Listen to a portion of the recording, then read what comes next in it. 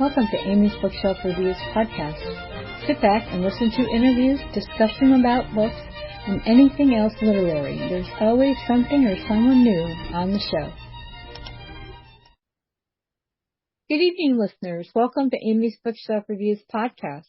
Behind the books, honest voices, real stories.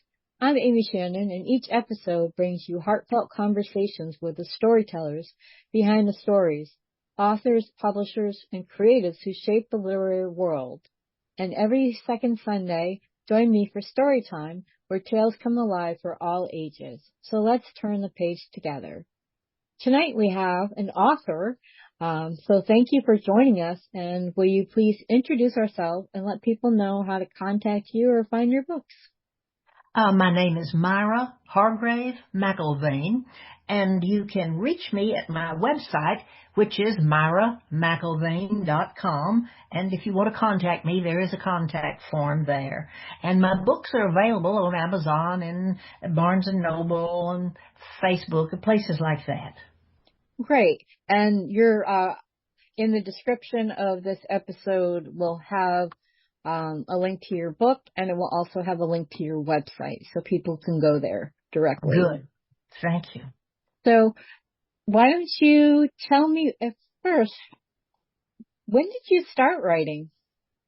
Well, I actually started writing in 1970, a family humor column for a regional newspaper in Texas. And I wrote that while my children were growing up. It was mostly lies, but anyway, I did it for about 7 years. And then I did a lot of historic research at the same time on a church that was there, and then I got interested in the old seaport of Indianola, which is I've written a lot about. Anyway, I started that, and then I came to Austin, moved to Austin, and began to write historical markers, and all that just opened up for me my interest in Texas and Texas history. So that's what I've been doing. The first book actually came out in 1980, and I've been writing books since then. Wow. And I love that you're doing Texas history, because I've refocused my work on local nonfiction books, so I understand the piles of research that you would go through. Yeah. So, yes. I've become I started writing articles for the local historical society not that long ago.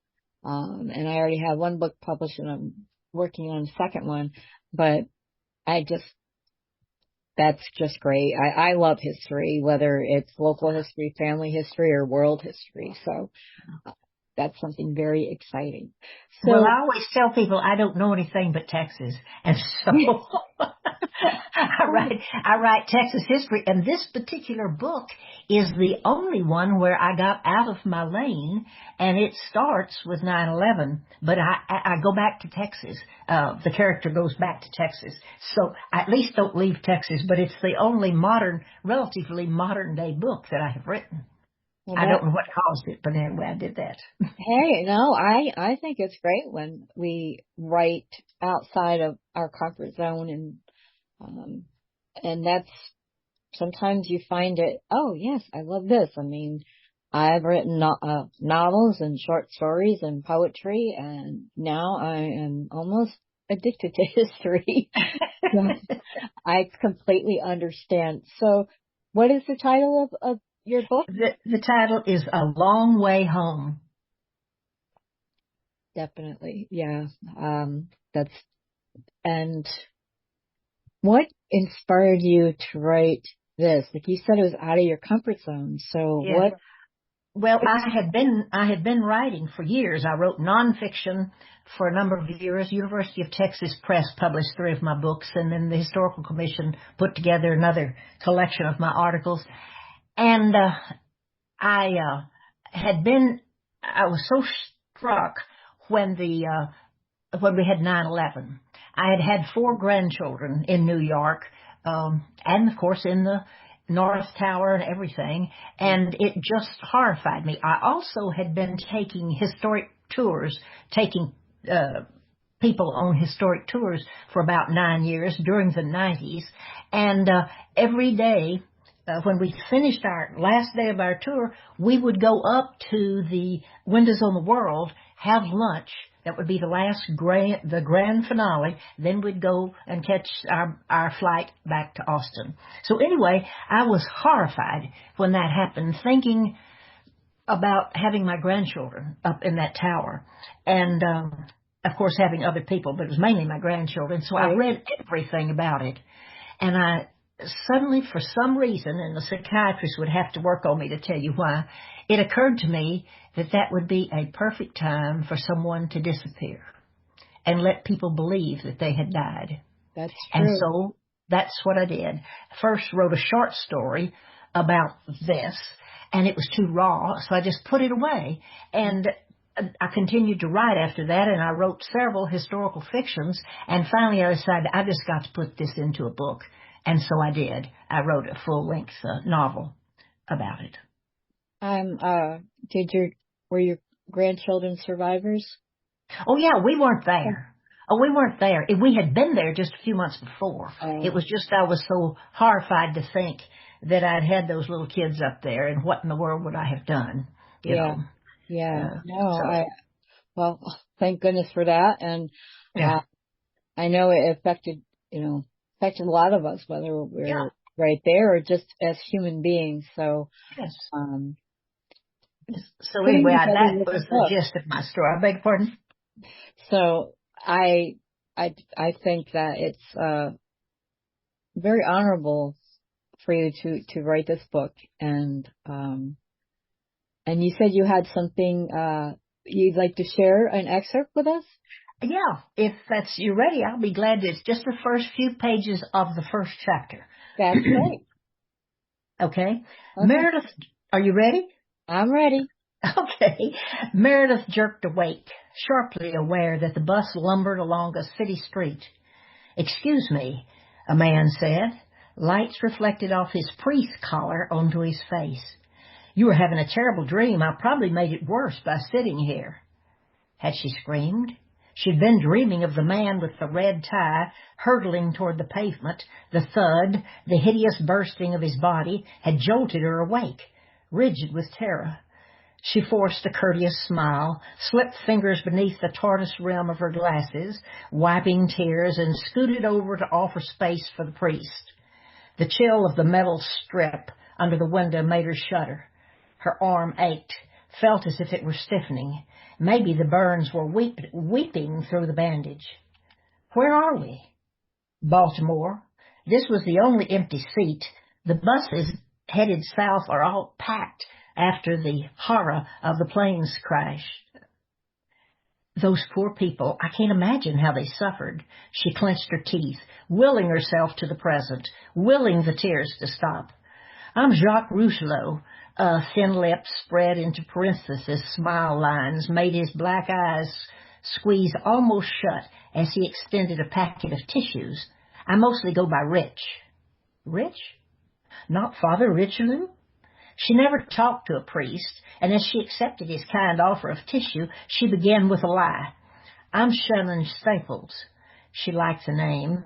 A good invention. It had popped into her head at the women's shelter that she stumbled across before leaving the city.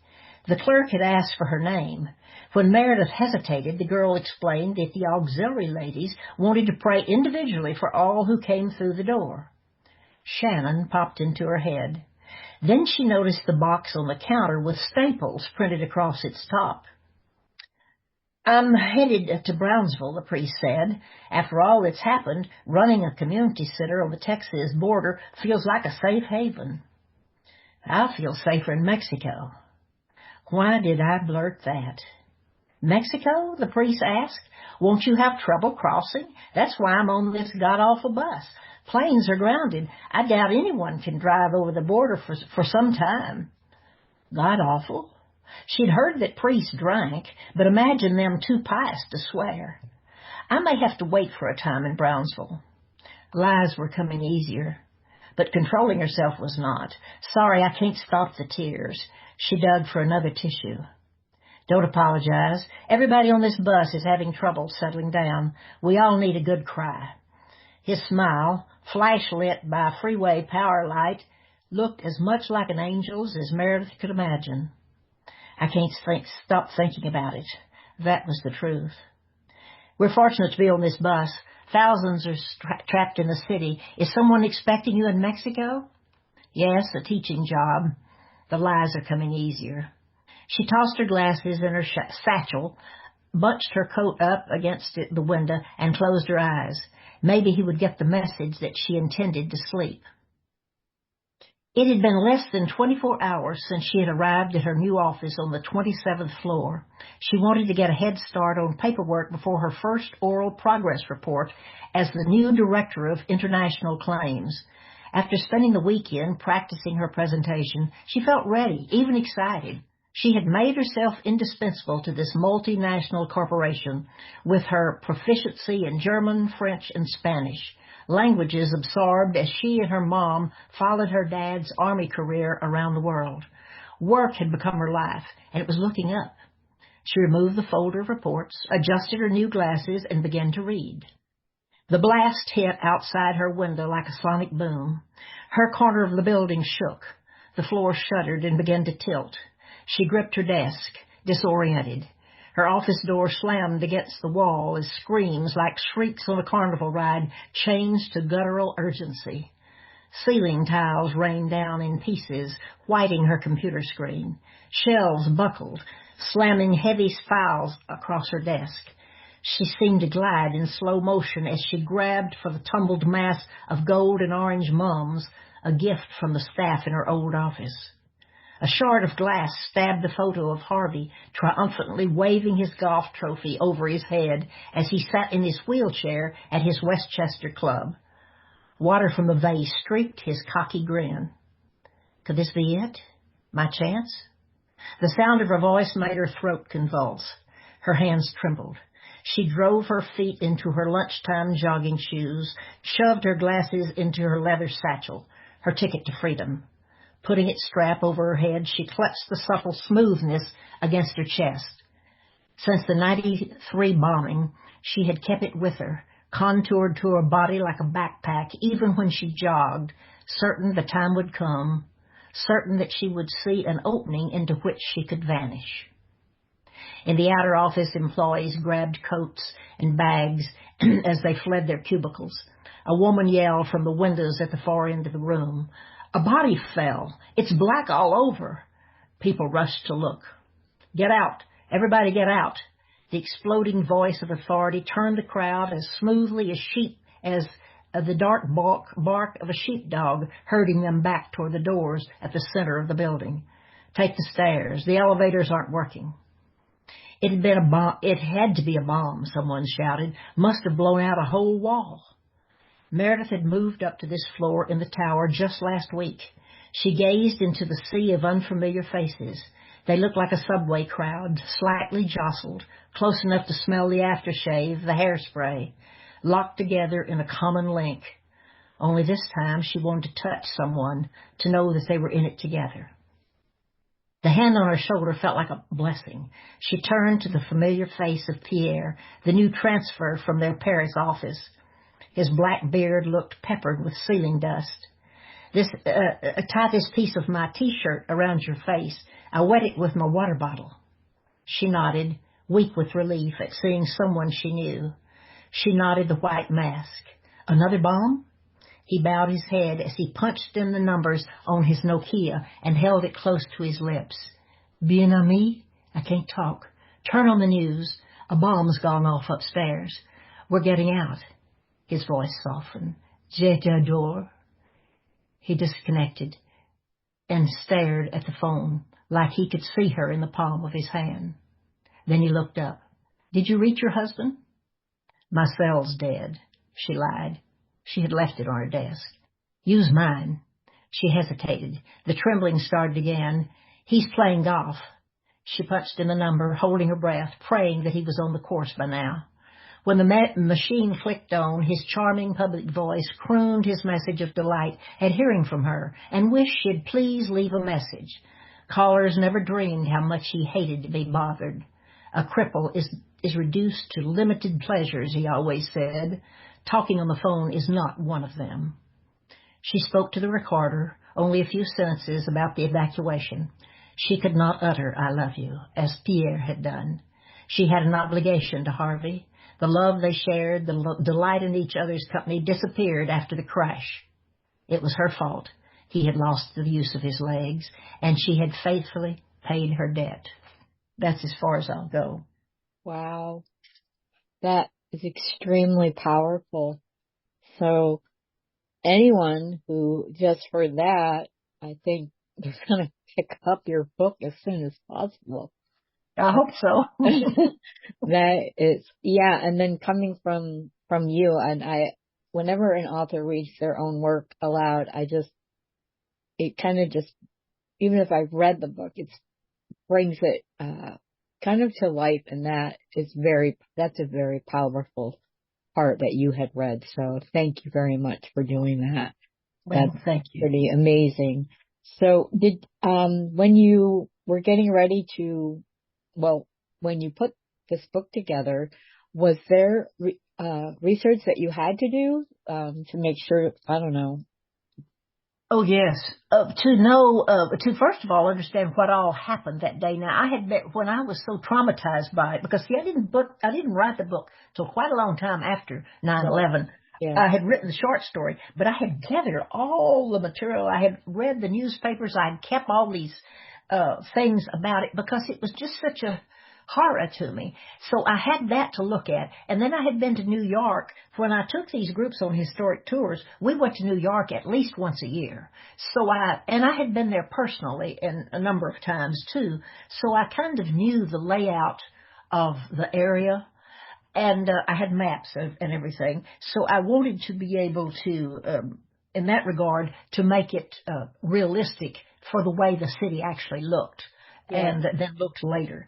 And then, of course, when she went on a bus as she had planned, she'd kept, when they read the book, they'll see that she, for years, had planned to do this and even kept bus schedules so she would know what she could get immediately if she got a chance to escape. So anyway, she intended to go to Mexico, but because the borders were blocked, she stayed on the Rio Grande. And see, I had already written a book for the University of Texas Press about the Rio. It was called Texas Auto Trails, the South and Rio Grande Valley. And I had to make it a guidebook because when I write about history of a particular place, I discovered you have to let people know how to find that place. And so I had written all of that, so I knew the history of the area all along the Rio Grande. And then, of course, I read newspapers to be up to date of what was going on in 2001, like the Los Zetas and the Gulf Cartel were really getting a hold on Brownsville and Laredo. And so all that could be incorporated into my book because I read newspapers about all of that, what was going on at that time. So that was kind of the background for what I did. No, that's great. I mean, research sometimes you can get lost in it, and I've known that personally. Oh yes, I can keep reading too long. Yeah, just keep going on, and I'm so interested. Yeah, it's hard to stop. Yeah, and it links you to something else, and you're over there, and yeah, I really do get that. So, do you think that, like you've talked about, your historical books, and this was something that was different, but do you plan on doing more of these kind of books, or are you going to go back to? No, I have been back already to historical fiction set in the 19th century Texas. I'm working on a sequel now to one that came out in 23, I believe, December of 23. And it is set in the period after Texas won independence from Mexico at the Alamo.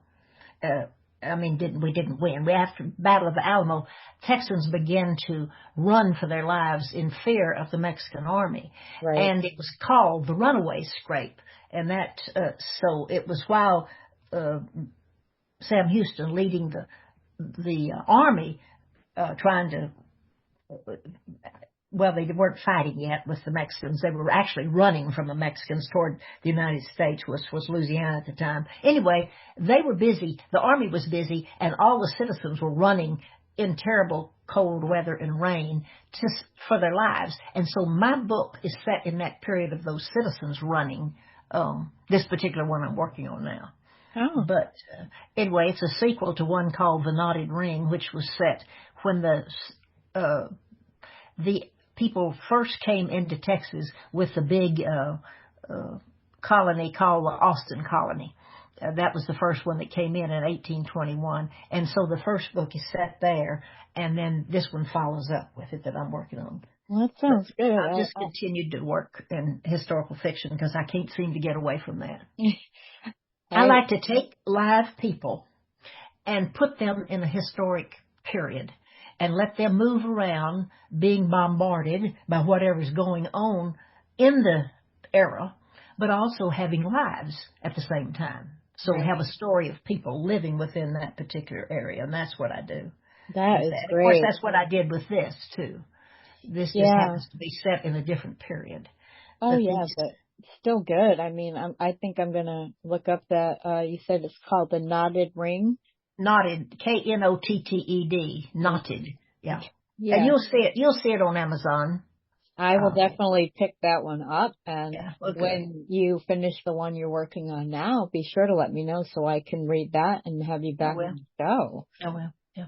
Well, I lived on the Texas coast in the 70s, and there was this old ghost town that had been a major seaport, a German entry point into Texas, and then it blew away there were two hurricanes, and the final one in 1886 destroyed it. So I wrote about that era, and I have 3 books on that you'll also see on Amazon, and it's a series called a German Family Saga. So those are some others that you might look at too, or other people might look at. I'm making notes of those. Okay. Well, good. They sound very, very interesting, and I really, wow, you are amazing. So, well, I just enjoy writing, and with this particular book, I got involved with the characters on the Rio Grande, and the people. This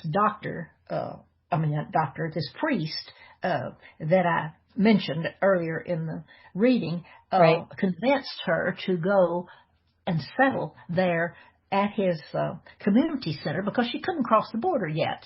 And so she settles there and gets involved with the people who were at the community center and working there and coming in and out. And I just got terribly involved with those characters and loved them. And I hope the readers will love them too when they find them. Oh, they stayed with me a long time. Yeah, I understand that. I have a saga I wrote. It's got 67 volumes, but I wrote it over the span of 20 years. And my goodness. I always go back to them because I love the characters, even though I'm writing totally different stuff. I'm, focusing on nonfiction now, but I go back and I read them. It's like watching reruns of the TV because it's like my first book. And they're real people to you. Oh, yeah. These people, I think of these people in my books, even though they're made up. I think about them anyway. They're real life people to me. Because I get involved with them, and it makes a difference. I didn't know where are you? What are your books? What period and what era are you in? Most of my fiction books, they're in basically the era, whatever the time I wrote. So like my saga, like I said, it's got 67 volumes, but I never went back and changed. I just left like the technology the way it was, when I was writing it and that kind of stuff. And then a couple years ago, I wrote about how the town that I lived in was formed because it's part of history, and I live in upstate New York. Oh, So is that where you are? Okay. yeah, upstate New Okay. York, just outside of Saratoga Springs, and Okay. I've been doing research on how the whole town was created because it was bought and things like that. And Hmm. then I did my first book on that, and my second book I'm focusing on individual people who lived, but they don't necessarily have to be, like famous or prominent people in society.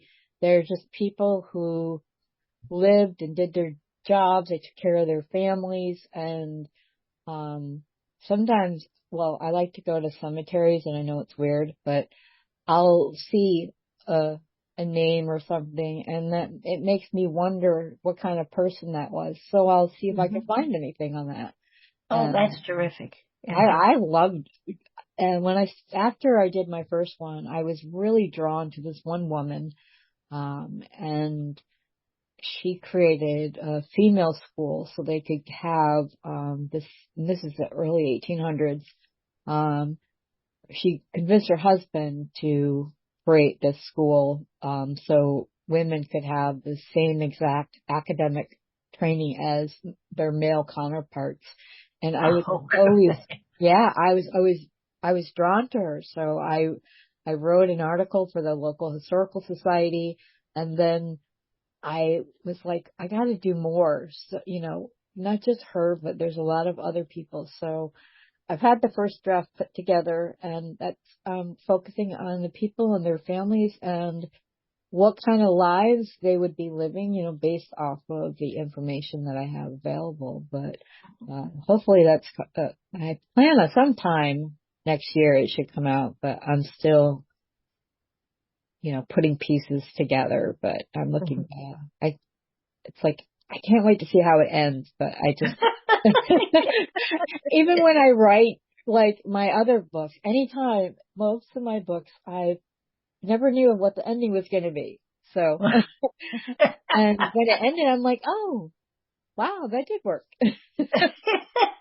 Well, Yeah, things happen that you don't mean. I know I've had people, um, about some of my other books when little children have died, especially in one particular book. I've had people say, why did you let her die? And I've said, I didn't mean it. I didn't want her to die. I cried my heart out. Every time I rewrote it, I cried again. Each time I edited, I yeah, cried again about it. So, it's just happens. So you, you just have to exactly. go with what happens. Whatever's in my head goes right to my fingers, and Yeah. I'm disabled and it's hard to write and stuff, but I'll write in notebooks and hopefully I can read my handwriting or I'll type it out, and I just, it's not me, it's whatever's inside my head.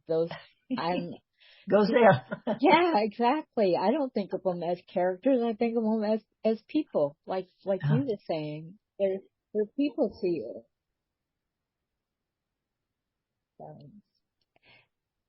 So I really want to thank you for being on the show, and I invite you to come back at any time. So Well, thank you, Amy. I appreciate it. I'll let you know I've been slowed down by this that's, for this book I'm working on because my husband died last year. I was working on it, but I just couldn't get to it very often, and he finally passed away. And then I've been getting over that, trying to make it. My writing, I just couldn't make my writing sound good for a long time, and I'm just really getting it going again now. I am very sorry for your loss. Thank you. I We've have, been married 45 wonderful years, and so I really, wow, I've been missing him a lot. I that is just remarkable. My parents were only married for 25 years. And then my mom died shortly after. She died young. She was only 44. And Goodness. now my dad he's end stage dementia. So I'm waiting. Oh, It's like waiting for that call, but yeah. I keep pushing forward. I keep a memory of him. The second to last time that I saw him, for a brief moment, he knew who I was. He told me he loved me and he let me hug him Oh, and take his picture and he was smiling. So I hold on to that. I don't go to see him because I can't see another person at the end like that. I've seen enough. Yeah. So, but my heart goes out to you and to the memory of your husband. Thank you. So, Thank you. Thank you very much. And I'm just going to just do a quick wrap up. It's the end of another great conversation. Thank you for being on the show, and thank you, audience, for listening. If you wish for you or your books to be on the show, just go to amysbookshelfreviews.com/podcast and schedule your pre-recording. Please follow this podcast on Spotify. I'm Amy Shannon. Be safe, be well, and always be kind. Tune in here again next week for another tantalizing discussion. Thank you for listening to Amy's Bookshelf Reviews podcast.